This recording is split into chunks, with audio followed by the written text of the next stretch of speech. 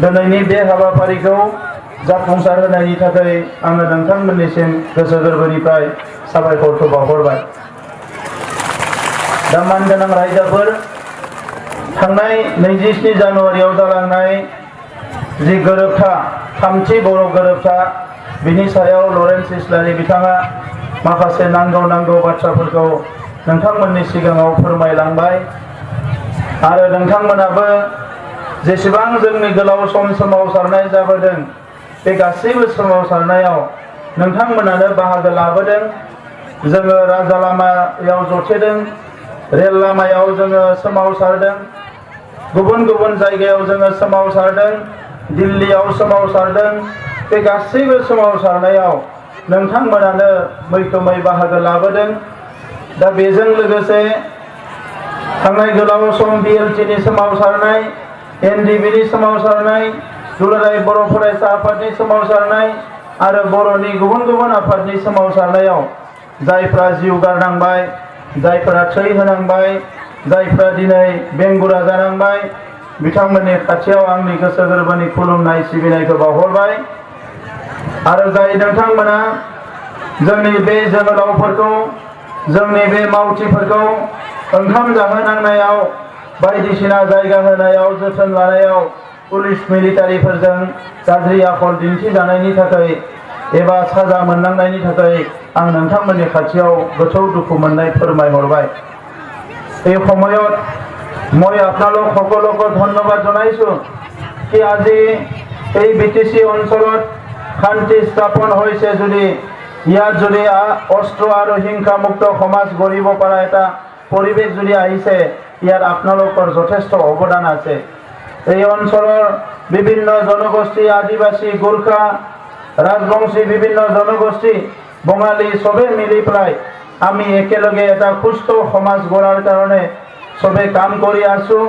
আৰু সেই সবে ইয়াত পৰিশ্ৰম কৰিছে, সবে মিলি কাম কৰিছে, এজনে আনজনক সন্মান দিছে, মৰম দিছে।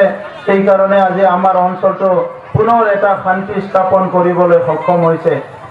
दा मानगोनां रायजोफोर, नैबे समाव आङो बेखौनो बुंनो सानो कि नैबे गोरोबथानि गेजेरजों NDBनि 33 बोसोर सोमावसारनाया दिनै मोनसे मान सन्माननि गेजेरजों मोनसे फिनिशिंआव फैदों एबा जोङो मोनसे सलुशनाव फैदों आरो मोनसे मोजां मोनसे सुस्रांजादों जेंनाया होननानै जोङो बुंनो हायो। बे थांनाय गोलाव समाव सोमावसारनायनि मुङाव जोंनि न'खरनि मानसिफ्रा, जोंनि गामिनि मानसिफ्रा, जोंनि ओनसोलनि मानसिफ्रा जोबोद मोनसे दुखुनांथाव गिख्रंथाव थासारिनि गेजेरजों जिउ खुंनांगौ जादोंमोन। जायफोरनि न'खराव सिलाय लाग्रा एबा सोमावसारग्रा बिग्रायारि गैया, बिथांमोना मोजाङै बुजिनाय नङा। नाथाय जायफोरनि न'खराव जांख्रिखांग्रा सोलाय बिग्रायारि जोहोलावफोर दङ, जायफोर हाग्रायाव थांनानै दङ, जायफोर गुबुन जायगायाव दङमोन, जायनि जिउआ अराय सम खैफोद गोनांमोन, बिथांमोननि न'आव बिथांमोननि बिमा बिब' बिनानावफ्रासो मिथिगौ बिथांमोना बोरै जिउ खुंदोंमोन। दा बै समाव जोंनि न'खरफ्रा जोबोद दुखु, अराय सम दुखुआव थानो गोनां जादोंमोन। दा बेनिखायनो जों नाजादोंमोन कि जोंनि बर' बिमाया, सोरनिबा बिनानावा, सोरनिबा न'खरनि सोद्रोमाफ्रा जुदि सान्ति मोननांगौब्ला जोंनि बे जेंनाया जोबनांगोन। आरो दिनै जोङो बेखौनो मोननो हाबाय कि बे जेंनाया जोबनाय लोगो लोगोनो जोंनि माखासे जोहोलावफ्रा न'आव फैनानै गावनि गथ' गथायजों, गावनि न'खरनि मानसिफोरजों मोजाङै आलो गोजोनै संसार जानो हानाय जाबाय। जोङो रावबो लुबैया कि जोंनि बर' फिसाफ्रा अराय सम खास्रि बिस्रि दाउ अमाफोर बायदि गावथार जाथों, जों बेखौ रावबो लुबैया। दिनै बे कारिगाव ओनसोल एबा सालाकाथि समष्टिनि जे खाथियाव थानाय देबारगाव समष्टि, बिनि साहा ओनसोलफ्राव हाग्राबारिफ्राव बेबायदि गोबां जाथाय जालांबाय। गोबां जोंनि सेंग्राफ्रा गावथार जाबाय। जोङो नांगौ समाव बे गोरोबथाखौ खालामामोनब्ला, हाग्रायाव थानाय सेंग्राफ्रा फैयामोनब्ला दिनैसिम आरोबाव माखासे सेंग्राफ्रा गावथार जाबावसिगौमोन आरो बिसोरबो सोरनिबा बिमानिनो असे फिसामोन। दा बेनिखायनो दिनै सोरबाया उल्थां फाल्थां बुंदों बे गोरोबथाया जानाङामोन, बे गोरोबथाजों जों जेबो मोनाखै बायदिसिना बखिदों। नाथाय बे गोरोबथाजों जोंनि बर' न'खराव अराय समनि थाखाय जों गोजोन आरो शान्तिखौ गायसननो हानाय मोनसे थासारिखौ दानो हाबाय। बे गोरोबथानि गेजेरजों जोंनि सेंग्रा जोहोलावफोरखौ जायफ्रा थांनानैनो दङमोन हाग्रायाव हारिनि बाथ्रा साननानै बिसोरखौ जों मोजाङैनो मोजां न'आव मोनफैनो हाबाय। बे गोरोबथानि गेजेरजोंनो जेल जानांनाय आसामनि गुबुन गुबुन जेलाव थानाय जोंनि जोहोलाव जोहोलावजोफ्रा दिनै लासै लासैनो जेलनिफ्राय ओंखारलांसिगोन। बिथांमोननि केसफोरा लासै लासैनो बोखार जासिगोन आरो बेजों लोगोसे जायफ्रा 20 बोसोर 25 बोसोर नांबोबाय बिथांमोना मोजां मोनसे अनसुंथाइ मोननानै दिनै न'खर संसार जानो हासिगोन। जायफोर मुंख्लंफोर गोदो गोदायनिफ्रायनो BSc नि समनिफ्राय दासिम गोबां मुंख्लं दङ जोंहा। बे मुंख्लं न'खरफोरखौ मोननै सरकार थांबाय BSc आरो BTC दाबो नांगौ बायदि अनसुंथाइफोरखौ होनो हायाखै आरो नैबे गोरोबथानि गेजेरजों BSc नि मुंख्लं BTC नि मुंख्लं आरो दानि BTR नि मुंख्लं बे गासैबो मुंख्लंफोरनो माबा मोनसे अनसुंथाइ होनो हानायनि मोनसे राहा लामाखौ जोङो बेवहाय मोननो हाबाय। बे जोंनि थाखाय मोनसे मोजां बाथ्रा। बे गासैबो गोरोबथायाव माखासे सेंग्राफ्रा दिनै गोदाव सोराव जानांबाय। लेखा फरायनो गारनानै न'खरनि खामानिफोरखौ मावनो गारनानै हारिनि जांख्रिथायाव बारसोमदोंमोन आरो बिथांमोना बै समनि BSc नि माखासे भलेन्टियार फर्स दङ दायो। बिथांमोना बोराय बैसो जाबाय सोरबा सोरबा। बिथांमोननि गथ' गथायफ्रा देरजोब्बाय, साख्रि बाख्रि गैया, न'खरनि अबस्थाया जोबोद गाज्रि। जोंहा BTC मोननायनि उनाव बिथांमोनखौ नायाखिसै। दिनै बे गोरोबथाजों जों सानदों बिथांमोनखौ जों माबा मोनसे नायनो हासिगोन। बे BTC सुक्ति जानायनि सिगाङाव BLT आव गोबां सेंग्राफोर ओंखारदोंमोन। दिनै नोंथांमोना नुनो मोनदों सासे सानै BLT आ 1000 कोटि 100 कोटिनि मालिक, नाथाय सासे सानै BLT फोर दङ जायफोर हाजिरा मुजिरा मावनानै जानो गोनां जादों। एखेलगे सिलाइ दैदोंमोन, एखेलगे होसोजादोंमोन पुलिस एलिमेन्टजों, एखेलगे जेल जादोंमोन। दा जों सानदों नैबे गोरोबथानि उनाव जायफोर BLT फोरखौ बिथांमोना नायसनाखिसै, BLT निनो सरकार जानानै BLT खौ नायसनाखिसै, बिथांमोननोबो जोङो माबा मोनसे अनसुंथाइ होनानै थांना थानायनि राहा लामाखौ होनो थाखाय जों सानदों। आरो बेखौनो बुजिनानै दिनै बाक्सा जिल्लानि उदालगुरि जिल्लानि गोबां BLT नि सेंग्राफ्रा जोंनि दोलोआव हाबफैदों। बेजों लोगोसे नैबे BTR गोरोबथायाव NDBS नि मुङाव, NDBR नि मुङाव, NDBP नि मुङाव बे मोनथाम मोनब्रै हानजायाव गोबां सेंग्राफोर हाबनानै दङमोन। उनाव हाबनाय सिगां हाबनाय बे माखासे सेंग्राफोरनि जि रिहेबिलिटेसन बिनि थाखायबो जोङो नैबे गोरोबथानि गेजेरजोंनो खामानि मावनांगोन। दा मानगोनां रायजोफोर, नैबे गोरोबथाया बर'नि बेसेबांबा रोजा रोजा मुंख्लंफोर आइ आफा रायजो राजानि थै आरो गोलोमदै बेसेबांबा खस्थ' सहायनायजों मोननाय मोनसे गोरोबथा। दा नंखायनो बे गोरोबथाया नोंथांमोननिनो क्रेडिट, नोंथांमोननिनो फिथाइ, नोंथांमोननिनो गोब्राब नाजानायजों मोननाय मोनसे एचिभमेन्ट। दा बेनि थाखायनो नोंथांमोनखौ आङो गोसो गोरबोजों कंग्रेचुलेसन होयो आरो साबायखर बावो नैबे समाव। दा मानगोनां रायजोफोर, हारिया हारि महरैनो थांना थानो होननानै गोलाव सम सोमावसारबोबाय। बे सोमावसारनाय समाव जों नायाखै जोंनि हारियाव मा खहा जादों, मा थालांदों, मा जामदों, मा जिदों, जोङो बेफोरखौ नायबोआखै। दा बेजोंनो फारसेथिं जोंनि हारिया माबा मोनसे मोनदोंबा फारसेथिं जोंनि हारिया माबा मोनसे खहाबो जाबोदों। नाथाय बे खहा जानाय आरो मोननाय बे मोननैखौ हिसाब खालामनानै दिनै जोङो नुबाय जे बे मोनथाम गोरोबथाखौ मोननो हानानै जोंनि हारिया सिनस्रिया बेसेबांबा गोरा जाबाय मुलुगाव थांना थानायनि थाखाय। मोनसे समाव मालायजों नासयजानाय, सोबख'जानाय, थगायजानाय, गादबजानाय, जोंनि फरायसालिफोरखौ प्रभिन्सियेलाइज खालामा, जोंनि कलेजफ्राव माने फोरोंगिरि होआ, जोंनि लामा सामा दालां जाम्फैफोरखौ बानायनानै होआ, जोंनि मानसिफोरनो साख्रि बाख्रि होआ, बे गासैखौबो सुफुंनो थाखाय सोमावसारदोंमोन।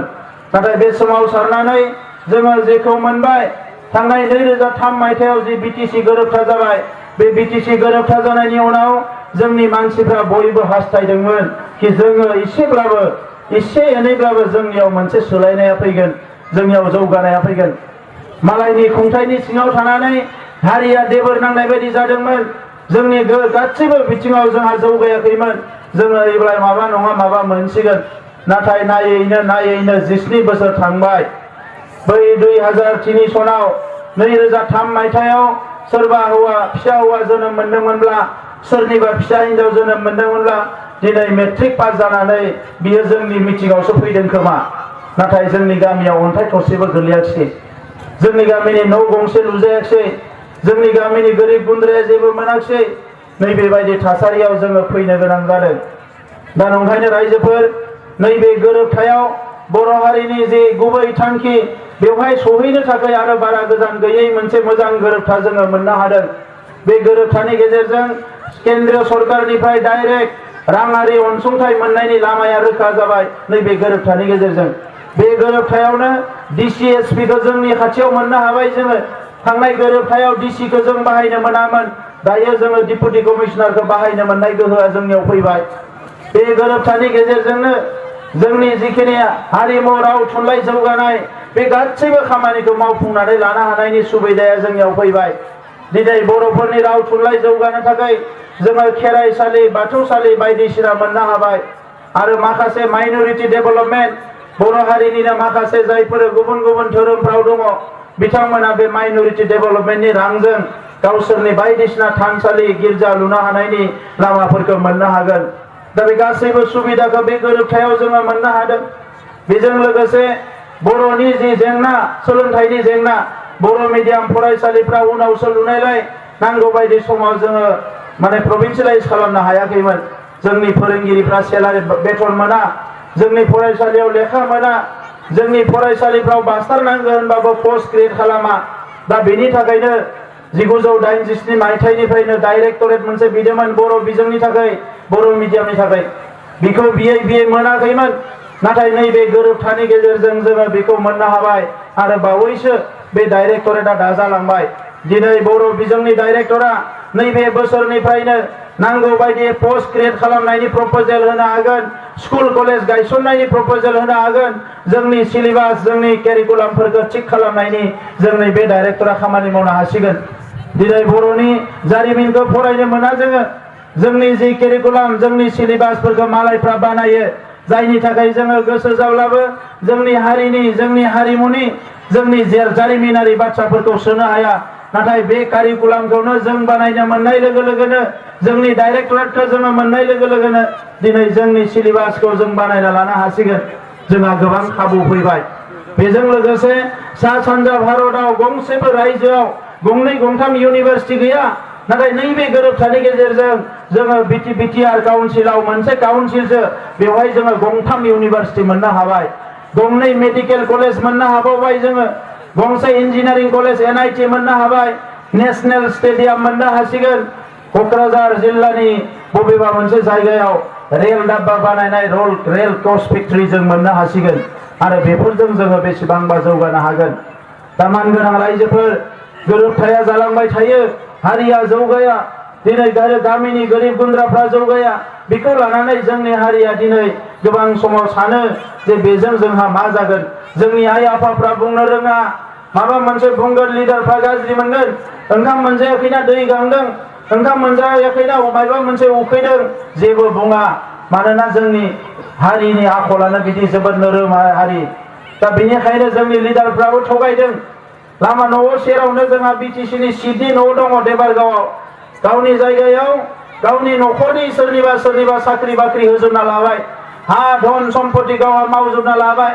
नाथाय साहा ओनसोलाव बबेयाव मा जादों मा जायाखै नायाखिसै, खोला ओनसोलाव मा जादों नायाखिसै।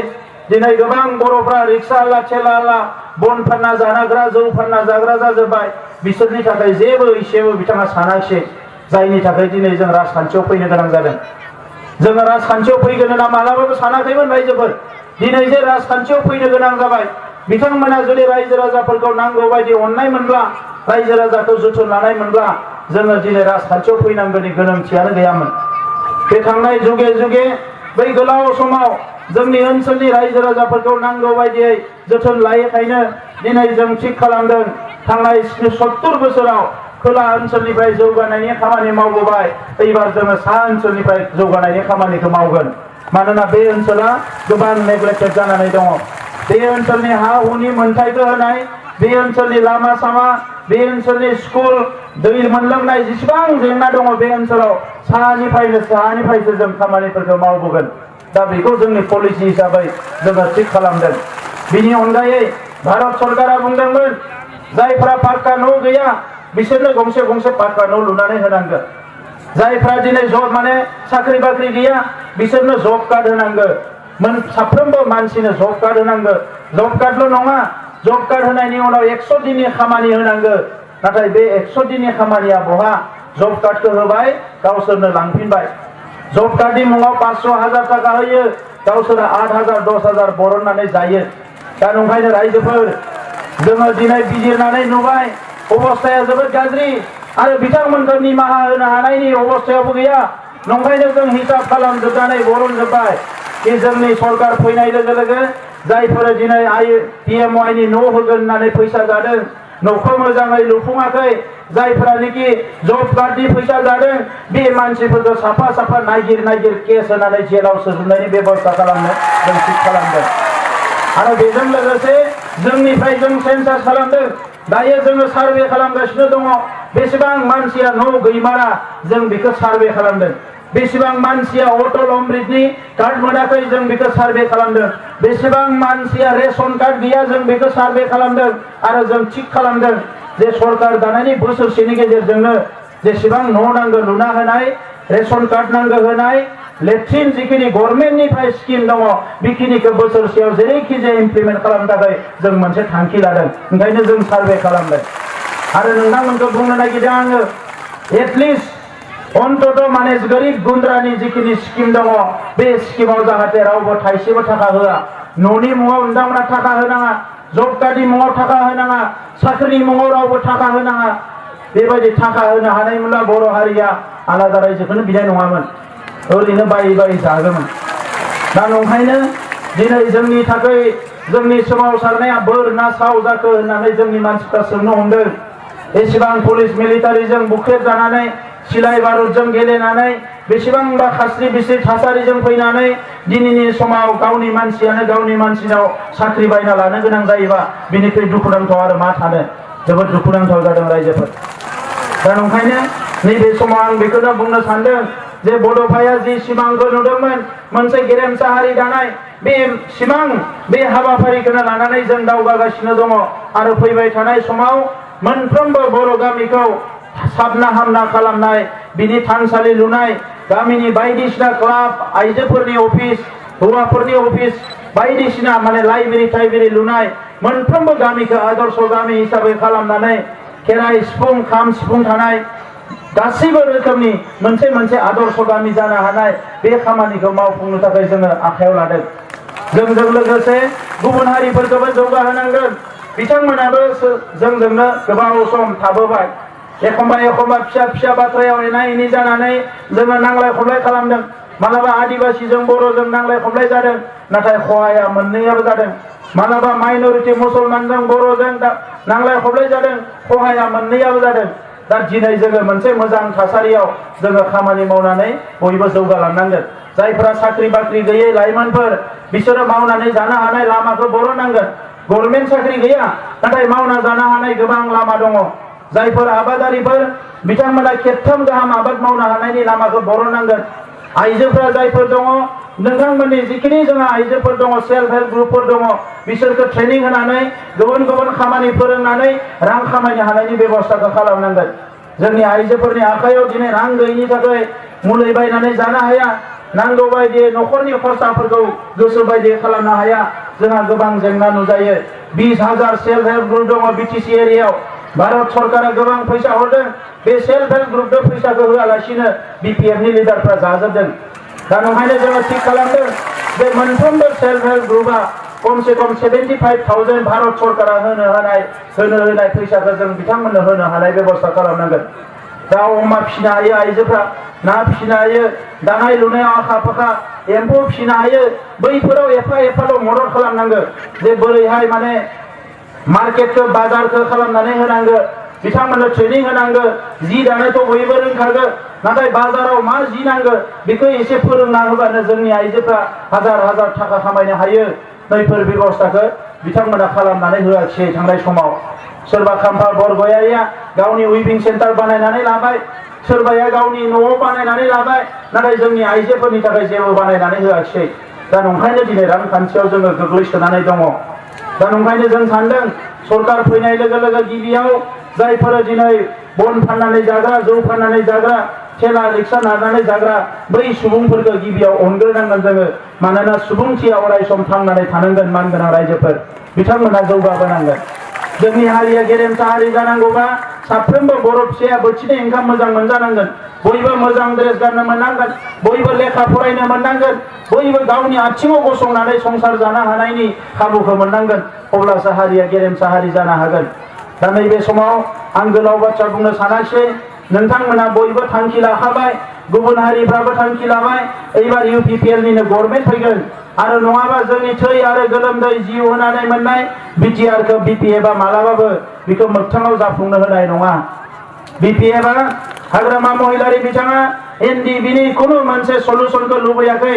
नोंथांमोना नायदोबा नुगोन गोबां इलेक्सन फैयोब्ला NDB नि माबा मोनसे गोरोन्थि मावनायफोरखौ बिथांमोना रायखांनानै रायजो राजाफोरनि सिगाङाव गुबुन हारिनि सिगाङाव बायदिसिना बाथ्रा बुंनानै बिथांमोना गासैखौबो उल्टां फाल्टां खालामजोबो।